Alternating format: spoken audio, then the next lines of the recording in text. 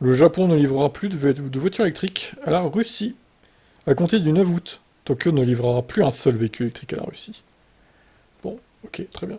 Ouais, est-ce que Vladimir, ça va le rendre triste? Pas sûr, hein. Il s'en fout un peu, je pense, des voitures électriques, lui. Fin juillet, le ministère de l'économie, du commerce et de l'industrie a décidé de mettre en place un embargo sur de nouveaux biens pour isoler un peu la Russie. Sont concernés les thermiques de 1900 cm3 ou plus et les hybrides et électriques. Donc tout ce qui est véhicule thermique en dessous de 1900 cm3, ça pourrait aller quand même en Russie. D'accord, bon, c'est pas non plus très pénalisant. Cet élargissement de sanctions a été décidé par les dirigeants du G7 à l'occasion d'un sommet qui s'est tenu au Japon en mai. L'objectif est clair, priver la Russie des technologies, équipements industriels et services du G7 qui soutiennent son entreprise guerrière. Cet embargo sur les véhicules électriques de la part du Japon est historique et devrait bien durer jusqu'à la fin de la guerre.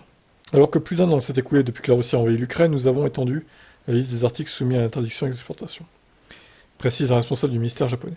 La plupart des voitures électriques européennes, américaines et désormais japonaises quittent le territoire russe, de quoi faire des affaires des constructeurs chinois. Comme la Chine n'a jamais officiellement condamné l'invasion russe, les constructeurs nationaux en profitent.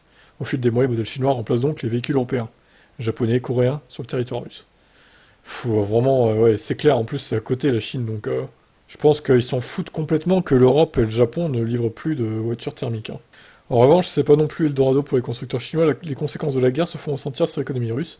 Au cours du premier trimestre 2023, seulement 153 000 véhicules neufs se sont écoulés en Russie, 50% étaient russes, 50% chinois. Ah ouais, la moitié chinois quand même. Oh.